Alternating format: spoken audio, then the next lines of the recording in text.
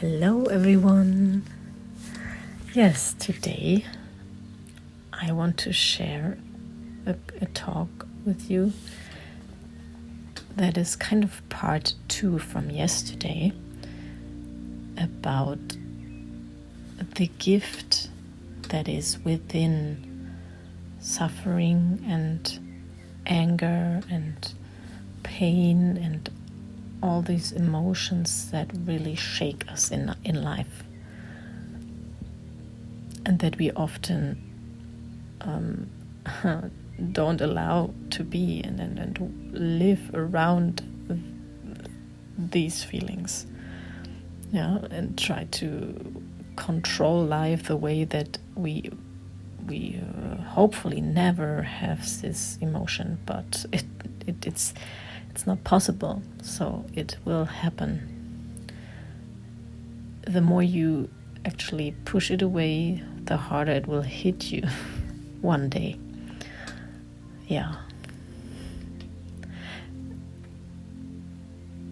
So I want to encourage you to allow it more and more to go into such situations where you feel these emotions. This is the path you have to take. Although I know it's not easy. Trust me, I know. And it's okay if you're needing time to go that path and to step into these directions. Maybe with a little toe in the beginning, and then toe by toe you go with the whole foot into it and learn to go through these emotions and finally enjoy, but first of all allow them to be, and feel that you're not going to die of them. And that's where I think it's very important to really get that point out here, that you are not dying because of feeling something.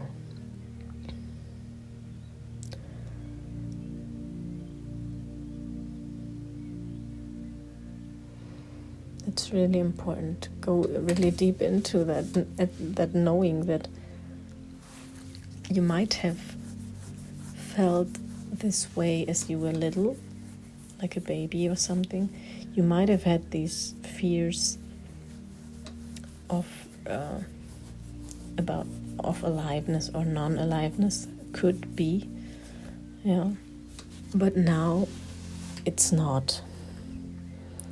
Any feeling you have cannot bring you into, or it's the other way. As a baby, you were thinking, maybe in some situations, that you are having to face death because of being left alone or something, because you were helpless as a little baby. But now you are not helpless. You can walk, you can talk, you can do something. You're not that helpless little child there anymore. And even the environment, even as a child, there will be no predator coming to get you when your mom and dad are for 5 minutes or even 10 minutes or even longer not in your close to you. So we are all very much conditioned to that basic fear of aliveness or non-aliveness. And yes, there is not just predators, there's also, as you may have read about these, this knowing, this knowledge. I'm not going to explain how we got that knowledge, but I know that we know that when childs don't get love, don't get attentional, like energy, love, energy, or even just any attention. And attention is focused energy from outside onto that little,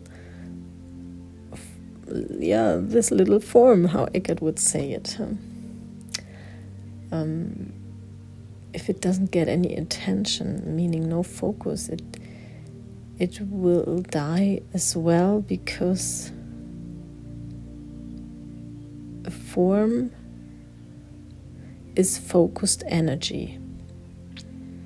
And if nothing or no one gives energy to that form, it has no reason to be there. So it will dissolve, how Eckhart would say. It would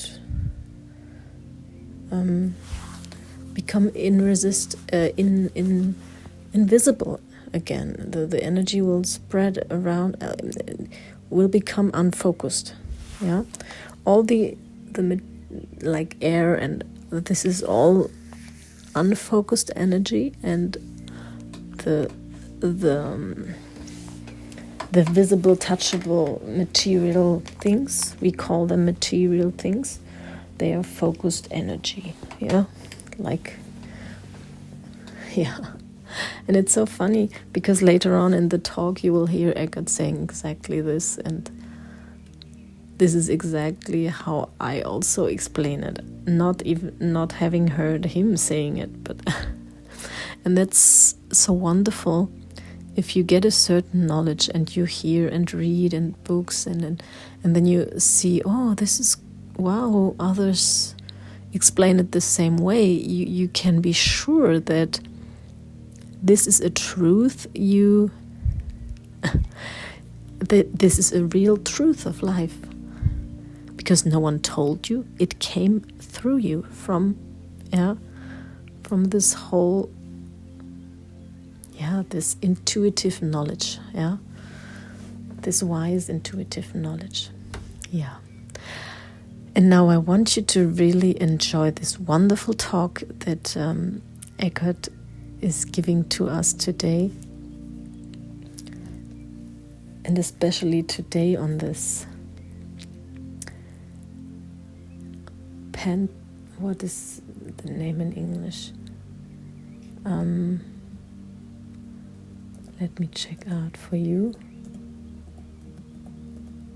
On this Pentecost period we have, which is a very wise wisdom period of time.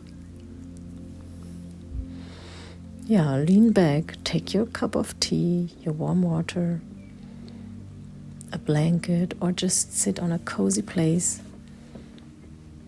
and enjoy this wonderful, deeply talk from Eckhart. And I will continue afterwards as usual. Oh, and don't forget your gift in the end. It's always there waiting for you, because you know who you are. I will tell you in the end of this whole talking session here. Christians sometimes come to me and said, I've lost my faith because this or that has happened to me, or to my wife, or to my children, my son, and I can't just, how could that happen? They don't realize that they were still at a childish stage in their faith. They had some deal with God. If I do the right things, nothing bad. Okay, do we have a deal? I do all the right things, then nothing bad will happen. But that's not how the universe, because what they're saying is no form will ever dissolve in my life. I will not encounter death or the accidental dissolving of some form. And so they came, and it was good that they lost their faith, because then they went deeper. After losing their faith, they realized that that level of faith was childish, Although for a while it helped them, and then it didn't work anymore. So they had to lose it and then go deeper to something far more substantial than that, and learn to the deep lesson that is there when you totally accept any form of death in your life. Because very often it is that something dissolves, something leaves you, comes to an end, and it looks bad. And then you allow it to be. Now you may not be able to allow it to be immediately. The pain that you feel, the emotional pain, may be there, and there's nothing you can do. You weep. But then you allow that to be. It does not matter where you begin to allow what is to be. Ideally, you allow the form at this moment to be as it is totally, and so there's no arising of any pain. But that is not always possible yet for humans. So sometimes an event like the death of somebody close to you, the death of a parent, the death of a sibling, or even more hard, more difficult, the death of a child, it happens. Forms dissolve in their own time. There's no predicting when a life form, the form will dissolve. And so pain will come. You may weep, and you may experience that's the sadness. And there you can allow that to be, so that it comes to be space around what you feel. There's a deep allowing of the sadness that you feel.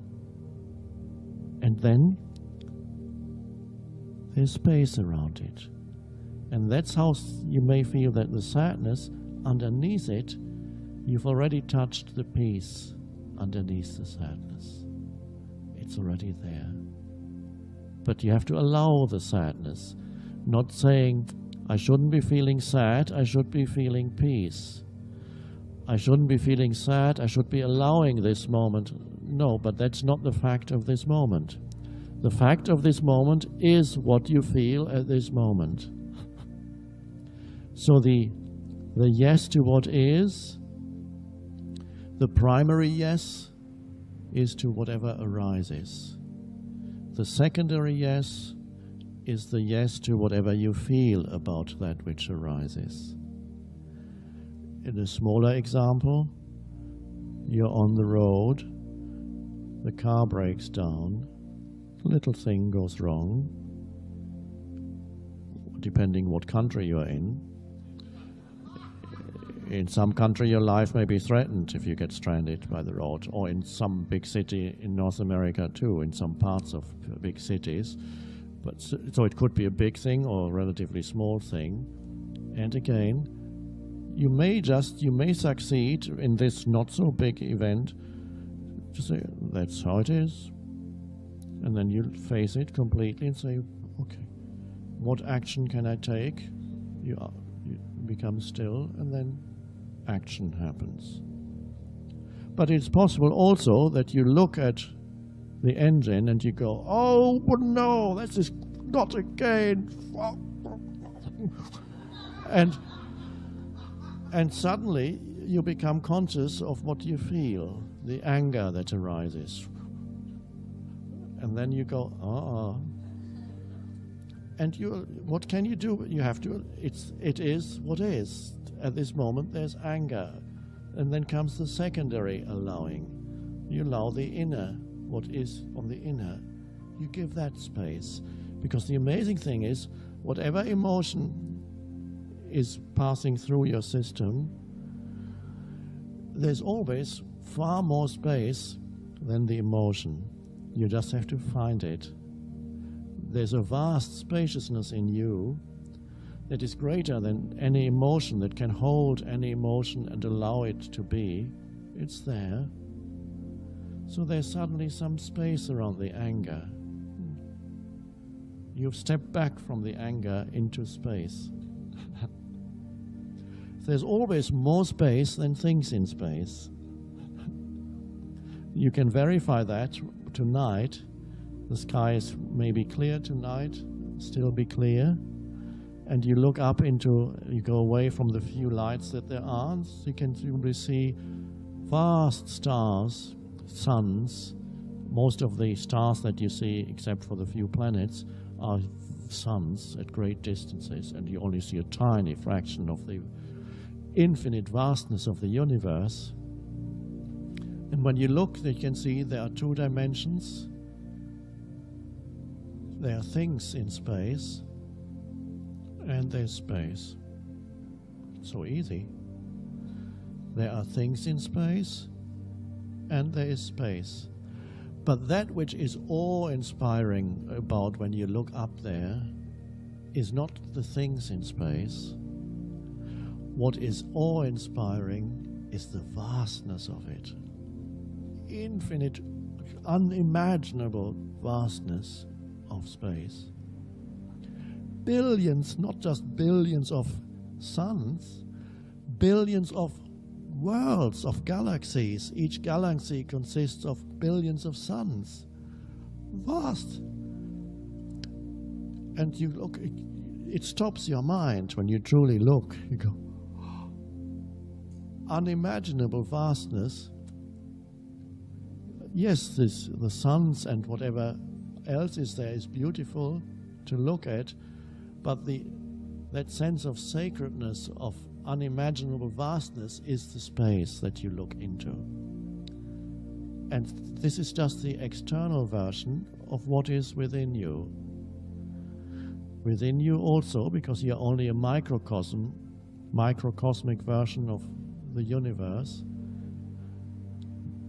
in you also there are things, objects in your consciousness, and there is the vastness of consciousness itself,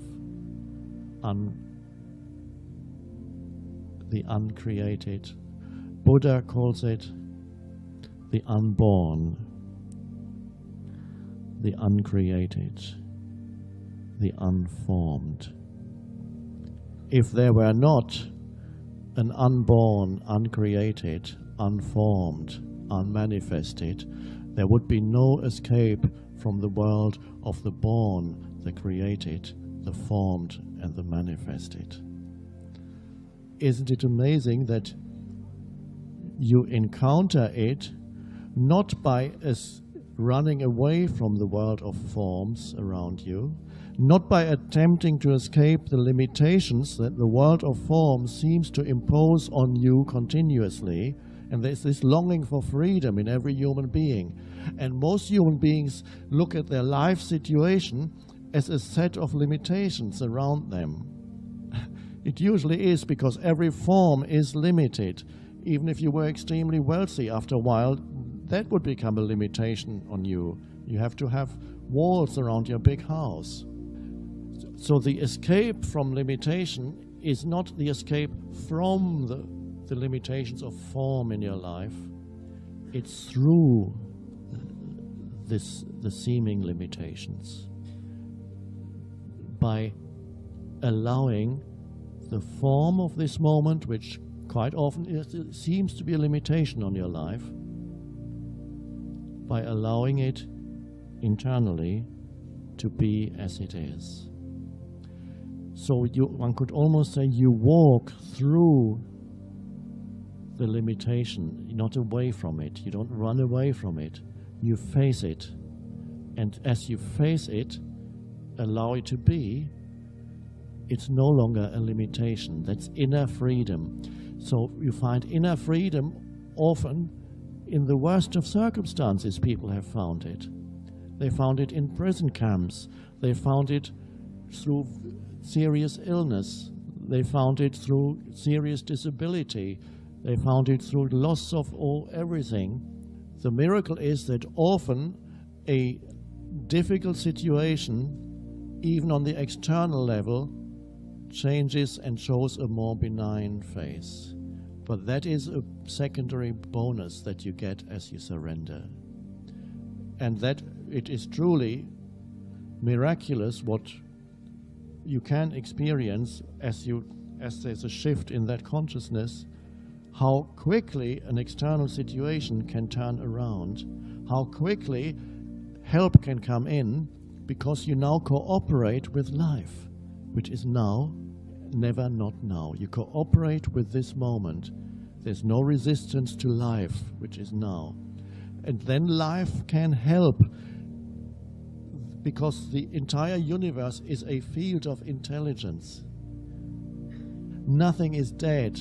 Everything is an expression of that intelligence, that consciousness. It's in the very space in this room. And then it gets, through the human, it becomes focalized, but it's all pervasive.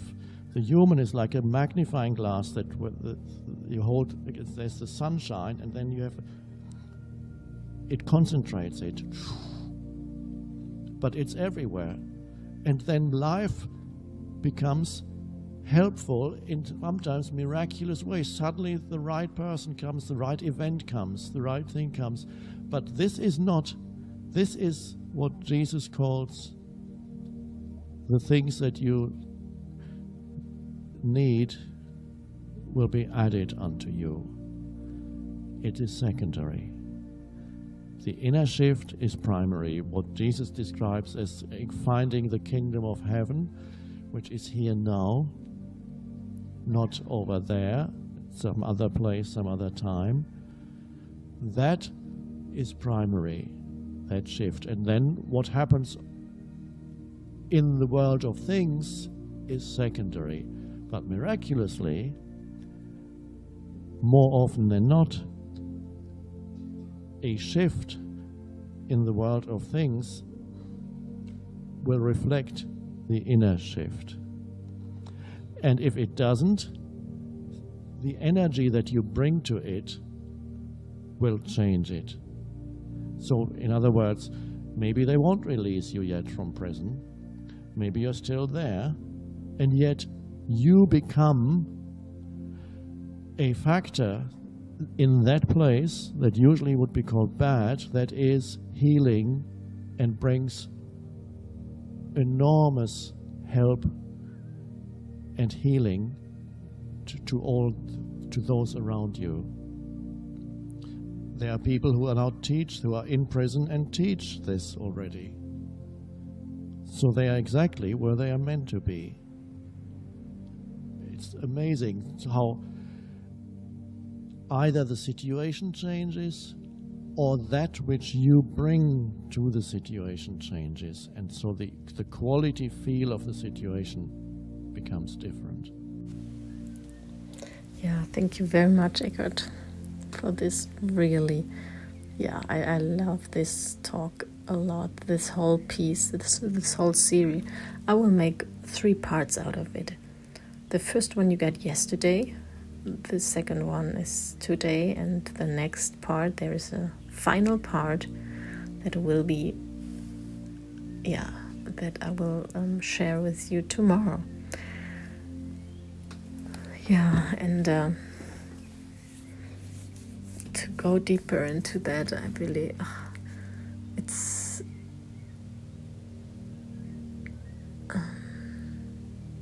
I want to encourage you, if you are in a struggling situation, to really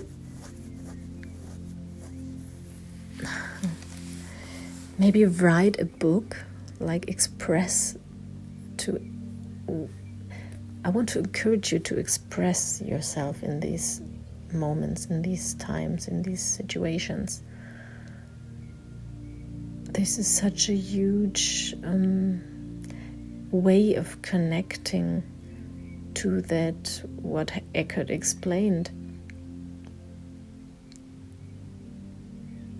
to that awareness of this gift in these moments, in this, because this way you can then connect to the presence so deeply.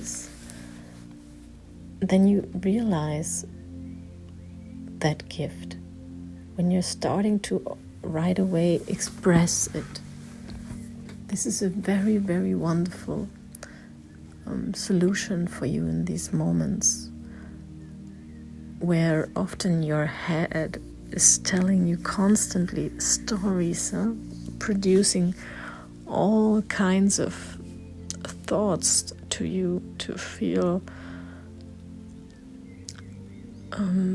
powerless or sad or anything. And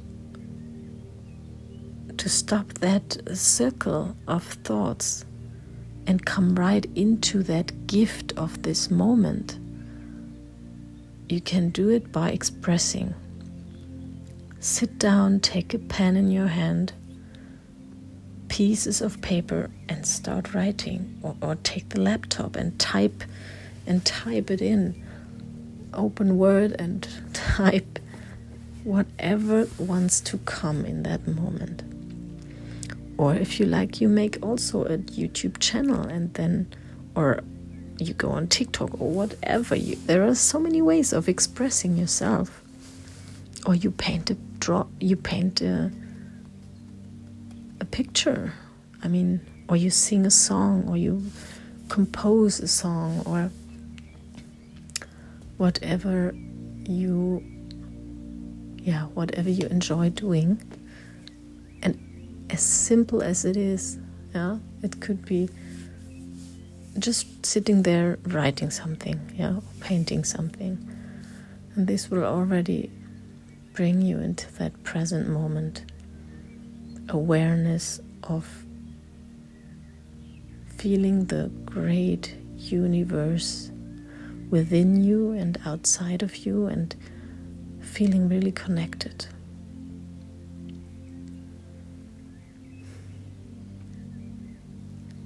And then it doesn't matter which time of day it is. If it's in the middle of the night where you usually would sleep,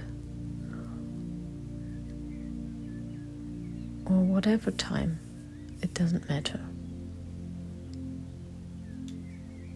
Because especially at night, when everything is very calm and very silent, then it's even a lot easier.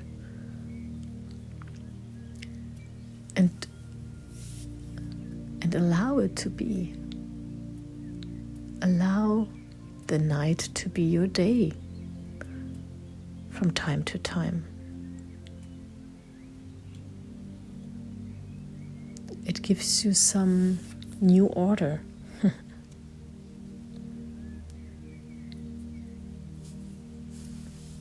And some different approach to connect to that field of energy.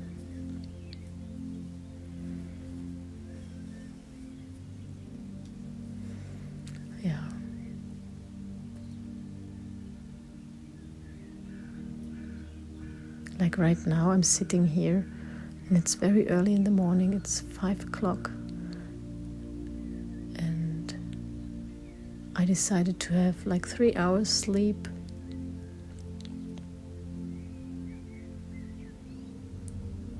And then I decided to get up and do something and be active.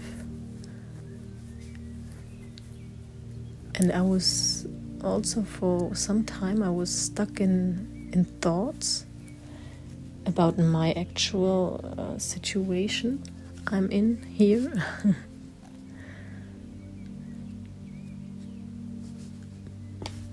And it's so strange. What then happens to me is, in my room where I'm in, I felt this limitation.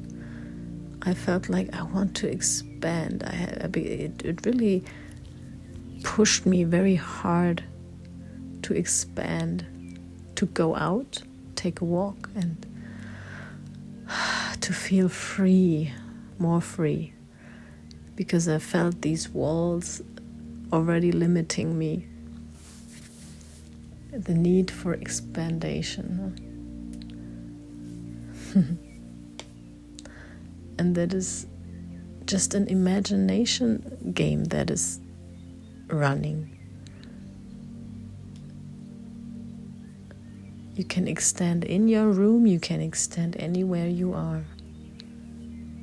Expand. Yeah.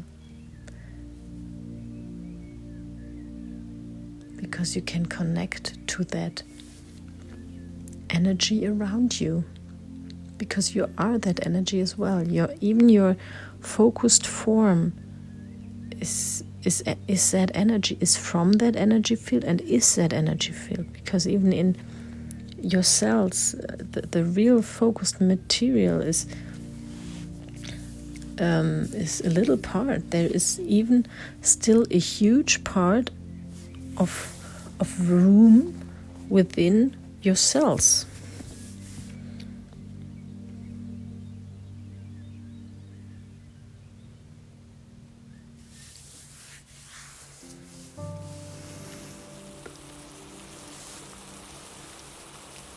Yeah.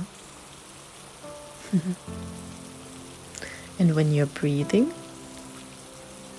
you can get more of this room, of this space inside of you. That's why deep breathing and deep breathing out, breathing in and out, is very recommended to connect to this energy field. Great, isn't it? It's another great function. This breathing, this breath that we take.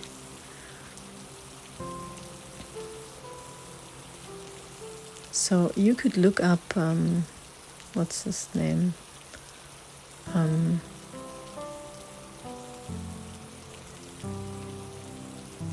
If I speak in English now,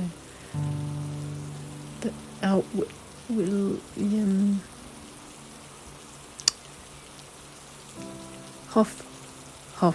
William Hof, I think is his name. Yeah, the Hof method of breathing. Wim Hof, now I got him. Yes, Wim Hof. Wim Hof is his name.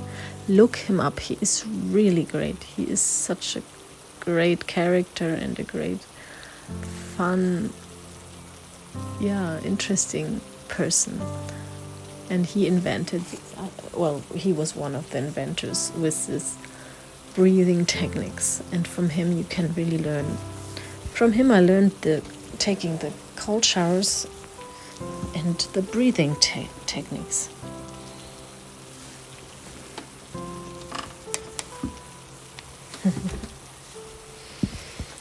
And with breathing, you're not just connecting, you're also training your whole body to more physical strength.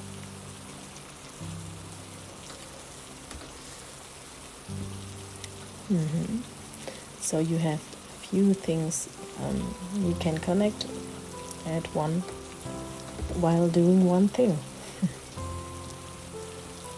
It's a chain reaction. Huh? You're breathing deeper, your muscles get stronger, your brain starts thinking better thoughts, your whole system gets less stressed, more centered.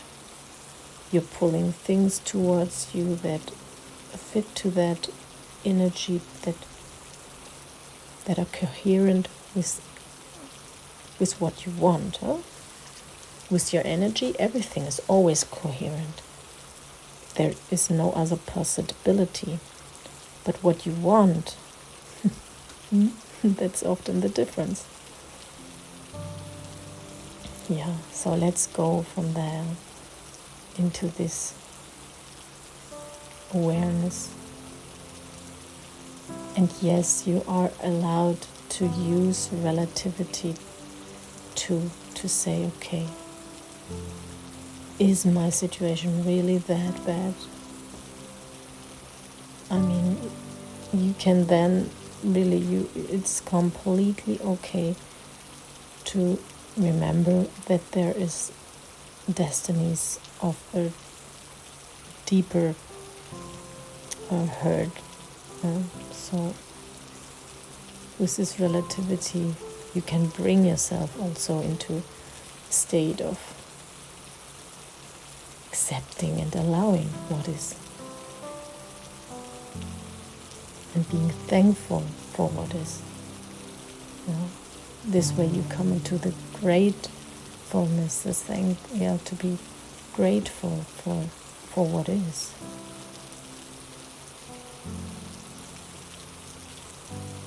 And what it brought to you. Maybe, it depends where you're standing.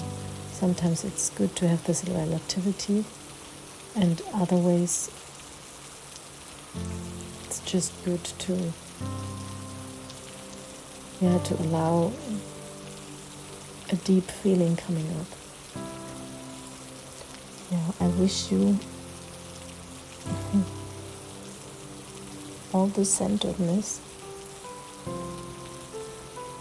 that you can get in every moment.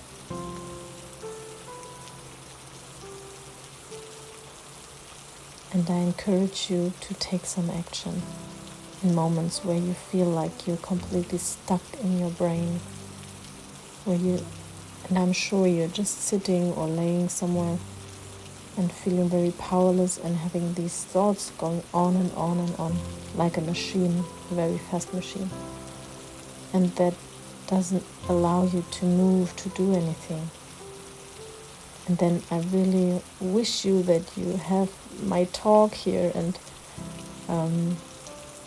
that can remind you to come into some action, some shift, to do a shift.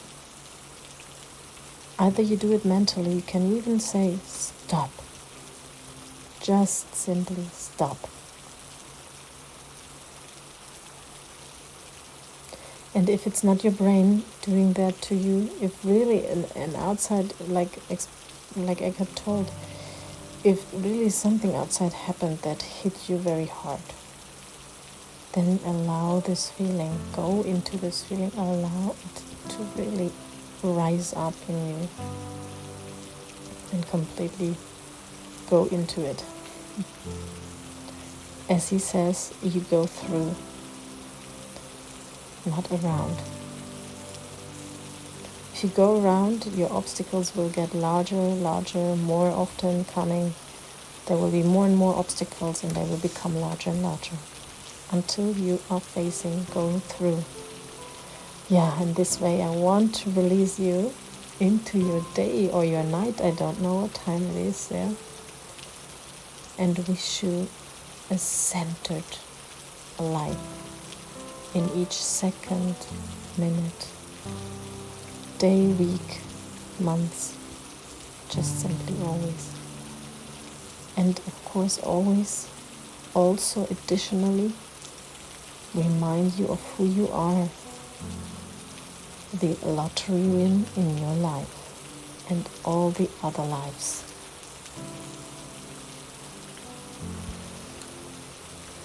Allow yourself to matter. And don't forget your wonderful free session gift with me. Yes, you listened correctly.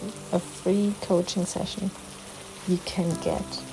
When you're looking me up in the channel description, you find my email address. You can write me, and then we will be able to make a wonderful connection with each other. 9:30 p.m. I'm available mostly. It's make some proposals for days, and then we see if it fits in my time plan, schedule. And then we are all set. Oh, European time, don't forget, 9:30 European time is mostly 3:30 in the States. On which side of the States? No matter. You can look it up. And then, something great can happen to you. No matter which situation you are right now facing. Okay? Looking forward to meeting you.